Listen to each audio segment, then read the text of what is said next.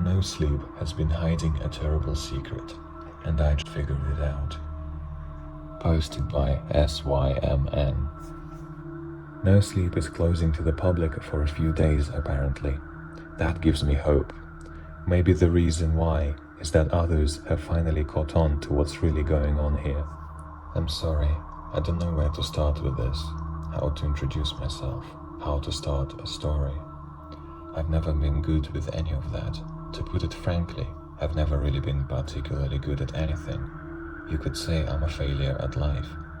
I'm a high school senior who has no friends, no girlfriend, and doesn't have a single clue what he wants to do for graduation. I was never good at sports or art or writing or anything like that. The only thing I really enjoy in my spare time is reading. And that's what first brought me here, to read about the horrific experiences of others. To put it simply, I loved scrolling through this subreddit.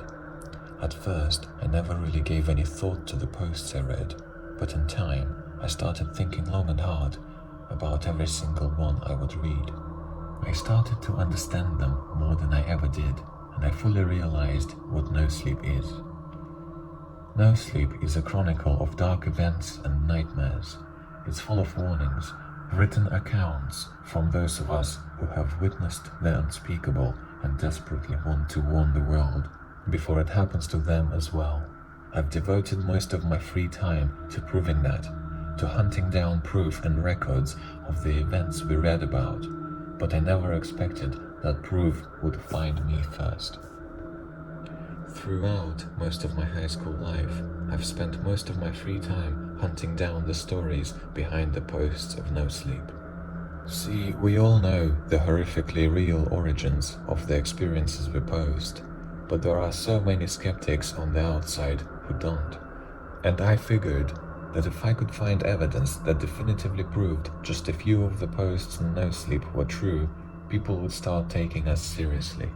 So I devoted my time to scouring the internet for missing persons cases, for police reports about murders, anything I could tie to one of the stories on here. So far, evidence was few and hard to come by. I found a few bits and pieces here, fragments of news stories and unexplained deaths there. I was starting to accept that people on the outside, they would never believe, because they didn't want to believe. They didn't want their eyes to be opened like ours have been. But everything changed on my first day of Thanksgiving break. It was around 10 in the morning, and I was scrolling through Reddit on my phone. I had just finished checking my gaming subreddits and just switched over to Nosleep. Like most of my subreddits, I tend to sort by new, and the first post that I saw when I logged on was titled "Ben Doesn't Believe" by username Corey. That kind of caught my eye, because my name is Ben as well, and the title has so little information, so I clicked on the link. This is what the post said, copied word for word from screenshots I took.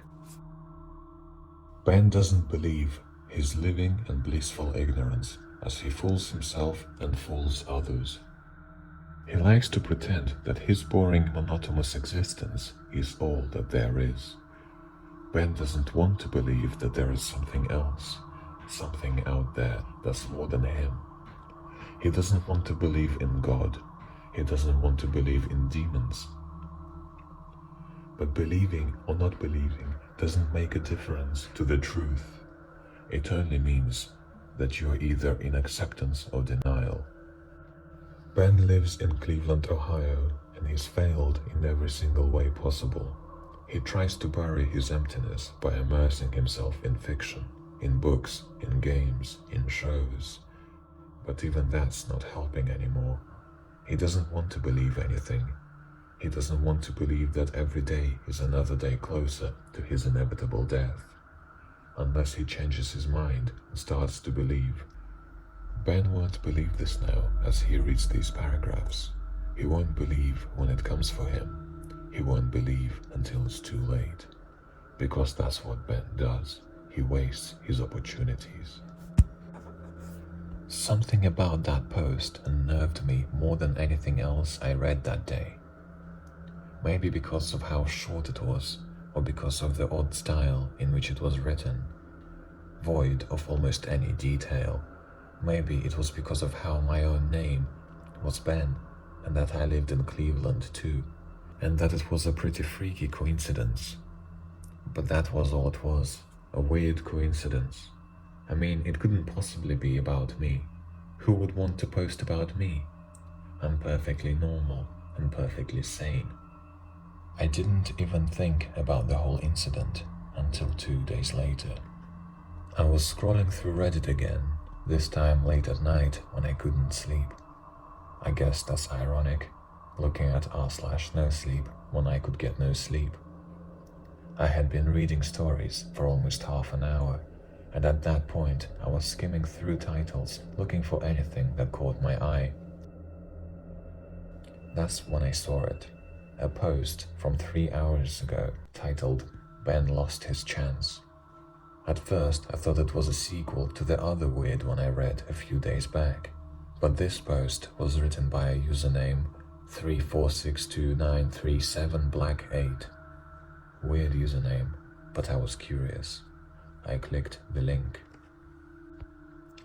"Why is Ben still awake? It's almost midnight," were the first lines, and I froze. It was almost midnight my time. My name was Ben, and after that last post, was this really somehow about me? I shrugged it off. Coincidence was all it was. Strange, freaky, really improbable coincidence. I kept reading. "Ben is still awake because he missed his chance. He read the truth and he ignored it. He didn't believe, and now there's nothing left for him. He's lying awake in a dark room in his 4-bedroom house, the one at the end of that long, empty street. He's reading this by the dim light of his phone that's only at 17% power. But he doesn't care. He doesn't care about anything anymore. Do you, Ben?" I dropped my phone and rushed over to the light switch, filling my room with blinding yellow light with one flick of the hand. There was no one in my room, despite whatever my sudden, irrational fear was telling me. I looked out the window, but the street was deserted, just like that post said. I lived in a 2-floor, 4-bedroom house in a neighborhood that's still under construction. As of right now, ours is the only house on the street, so it's mostly empty.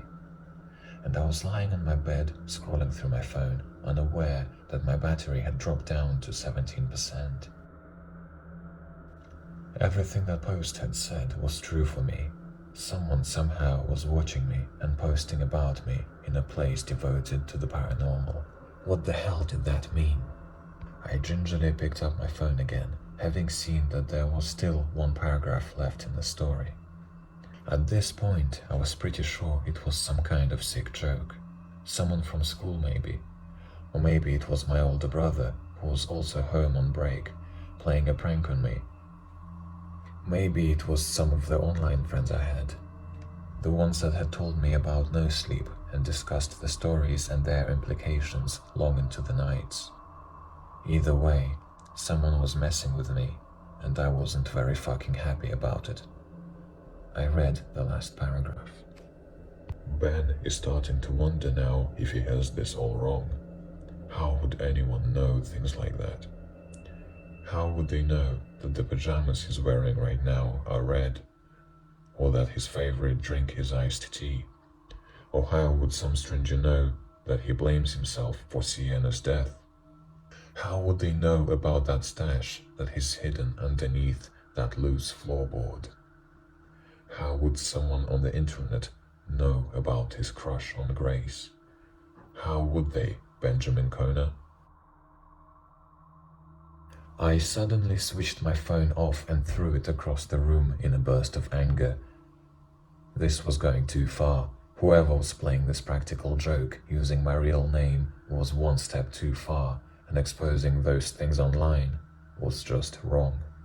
But with a start, I started realizing the gravity of those words. No one from school knew my crush on Grace, and no one, not even my family, knew about Sienna. She had been one of my closest friends, someone I had met online, and she killed herself in my freshman year. For the last 3 years, I held myself responsible for her death because I hadn't been home that day it happened, and she had tried to call me on that day. How would someone know about that? Why would someone know about that? Or more importantly, why would someone or something post about me here? I couldn't understand it. What was to gain? What was the point of all of it? And who or what the hell was doing all this to me? I fell asleep that night, thinking over and over about that post. When I woke up, the first thing I did was log on to Reddit, so I could report the post and message the mods about it. I felt a sinking feeling in my stomach when I searched for it and found that the post had been deleted. And not just the post, but the first one from 2 days before was gone too, as were the accounts Korikomo and 3462937 Black 8. They had all been deleted without a trace, and I was left with nothing. I still sent a message to the mods, but what could I say? That I thought some crazy cyberstalker was posting random things about me on a subreddit meant for paranormal experiences? Sure, I had copied the text of the posts by screenshot the night before, but if the accounts were already gone, they couldn't do anything about it. Needless to say, I didn't much enjoy that Thanksgiving. I felt like my privacy had been violated horribly. The entire next 2 days, I kept looking over my shoulder and out the windows. Even after my brother left to go back to college, I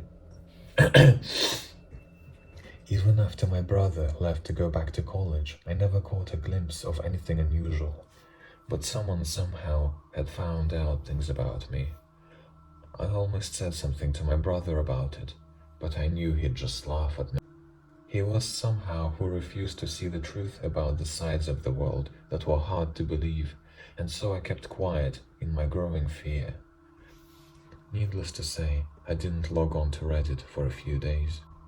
When I logged back on, I wasn't surprised to see that my message to the subreddit's mods hadn't been answered. After the last post, I almost didn't check the feed here. I was scared that I'd find even worse, but a part of me was still being skeptical. After all, the posts and users had been deleted, right? So I took a deep breath and flipped the feed from hot to new.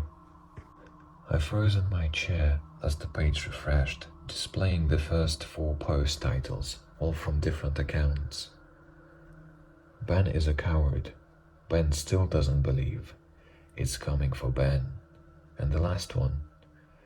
Ben, you're too late. Don't run. Don't hide. My mouth went dry and my mind went blank. I couldn't breathe. I couldn't look straight. I couldn't think straight. I've never had one before, but I'm pretty sure I was in the middle of a panic attack. I had the horrible realization that the evidence I'd been looking for all these years was happening to me in that very moment. When I was finally able to snap myself back into reality, I ran downstairs and checked the doors. All were locked securely and the garage was closed, but I noticed my dad's car was gone. He probably was working the early shift today. Going back to my room, I felt a little less scared when I saw my mom in the kitchen making breakfast. Someone or something was trying to get to me.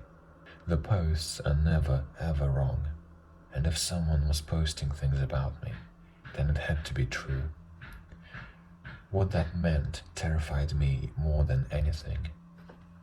I had just gotten back into my room when my phone pinged with a notification. I pulled it up, and in the back of my mind, I knew that this was very, very wrong. I had gotten a notification from Reddit that a username 23981170red66 has made a new post to r/Nosleep. I had never enabled notifications for Reddit. I never subscribed to any user, let alone one I'd never heard of before. But for some reason, I felt like I couldn't ignore this. I might finally have had my evidence right in front of me. My finger tapped the open button before I even knew what was going on. No more warnings were the title. This was what was in the post. Ben thought he could escape by staying offline. He thought he could escape if he didn't read, because he knows that if he reads, he'll believe. And now it's far too late to believe. He's been running too long and has been too distracted by his meaningless existence. The truth is staring Ben in the face, but he can't see it, just like he never realized that his father never came from his late shift at work last night, at the calls in Westgate Plaza where he works as a store manager. As I read the last sentence, I felt a panic stir in my stomach and rise up, catching in my throat and stopping my breathing. Had my dad not come back yet? Was that why he wasn't home? I wanted to just dismiss the idea as foolish, as a joke, but I couldn't. I couldn't run from this as I ran from everything else. The information that these posts had contained, the details about me, about Sienna, about where my dad worked, I was starting to realize this was something far worse than a joke or even a stalker's posts. I didn't want to read any more of the post, but I couldn't tear my eyes from it. If you hadn't been so busy hiding from the truth, Ben, you might have realized soon enough to save him. How does it feel, knowing that you slept soundly, curled up peacefully in that thick red blanket of yours, as your father was ripped to bloody pieces and discarded in a ditch by the far side of a road? How does it feel, knowing that you were as blind to the truth of your father's last breaths as you were blind to the truth of the post you scrolled past? It's too late for you. There will be no more warnings. Do you believe now? Will you believe when you hear the truth when it calls? I felt my hand go numb and my phone fell out of my fingers as I finished reading the last few words of that post.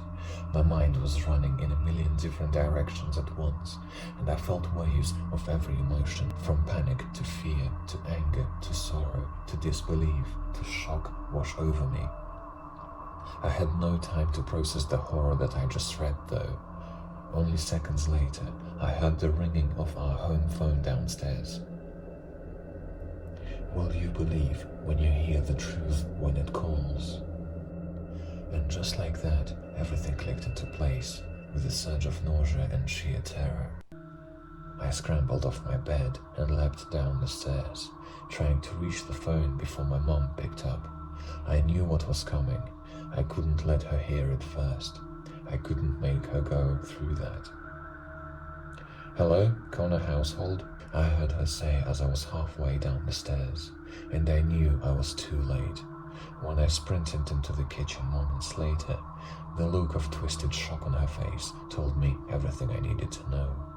I felt my legs give way as I sank down to the floor, and I could feel the hot tears pouring down my cheeks as everything caught up to me. This was my fault. This was all my fault. It was a policeman on the phone, calling to let my mom know that they had found a dead man lying in a ditch by Interstate 90, and it was bad. They needed my mom to come down to identify the body, or more accurately, what they could find left of it. She told me all this as she hung up hastily, her voice sounding hollow from the shock. I just nodded numbly. I knew it was him. My father was dead, just like the post said. It had told me the truth, and I didn't see it. It was a few minutes after my mom left that I remembered the post I had read on the sub a week ago. Something that I read and commented on, then forgot about. It was an account about a creature that preyed on the weak and the tired, those who worked the night shifts. In the post, the creature would rip its victims to pieces and leave them by the side of a road after eating its fill. I had read that post and went about my day, without even thinking that it could actually affect me in any way. But now my dad was dead, in the exact same way, and in that moment it all clicked into the horrible, twisted truth of r/Nosleep. Nosleep isn't just a place for sharing our experiences with the paranormal and the horrific, it's a fucking feeding ground. Everything here, every creature, every death, every account can be used by them. Have you ever wondered why so many of us escape our brushes with death and things that, by all accounts, should have killed us? It's because they want us to live. They want someone to write about it, to post it out there, so the creatures can feed even more. I don't know if they live off of our fear, or if they literally live off of us. But the creatures of Nosleep live because we immortalize them on the internet forever. Every survivor writes out their transcript and sends it out for the world to see. But they also reveal their account to the mods. Have you ever wondered why this group of shadowy chaperones hold such strict rules and regulations for Nosleep? It's because they're the culprits too. They mold their accounts of others into the perfect format to cause fear. And then they go and erase all the evidence that they can find. That's why I could never find a shred of proof. It was all erased on purpose. And somehow, something was trying to warn me about that.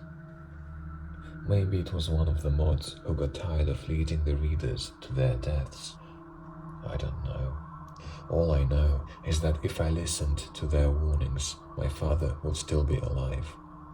I managed to pull myself up off the floor and shake myself out of my grief and self-pity, at least momentarily. I made my way upstairs to my room and grabbed my car keys, set on driving my car out to meet Mum. When my phone chimed a notification again, I froze and looked down at the face-up screen that was still on the floor. It was another notification from Reddit. Hello, u/239811170 Red 7 has made a new post to r/Nosleep. I felt my mouth go dry as I bent down to pick up the phone with shaky hands. I tapped the notification, but the post title brought the flood of terror washing back over me. He's already in Spen's house. He's too late. I could feel my heartbeat racing as I opened the post quickly, but there was no post to greet me. There was only one word: hide. I've been up here in my room with the door locked, hiding in my closet for almost 2 hours now. After the first hour, I heard the front door open, followed by my mum calling out for me. I frantically tried to dial her phone to warn her, but before I could, I heard her ear-splitting screams tear through the silence of the house. Then there were no more sounds, and when I tried her phone, no one picked up. I started typing this right after, desperately trying to get my own warning out in time before whatever killed my parents finds me too. Maybe I'm just playing into his hands. Maybe it wants me to write about it so that I can grow stronger with every pair of eyes that reads this transcript. But I have to try. I have to try to get this warning out in time. Stay away from r/Nosleep. Everything you read about here can come for you at any time, any place, any day. I don't think every story is used by them to get to us, but the possibility is out there. The creature that killed my family is one of them. And I don't know how many more are out there that the mods are helping. If you think something from the posts here is following you, don't ignore it. And whatever you do, don't ever fall asleep. Stay awake. Stay alert. They're out there. They've always been out there.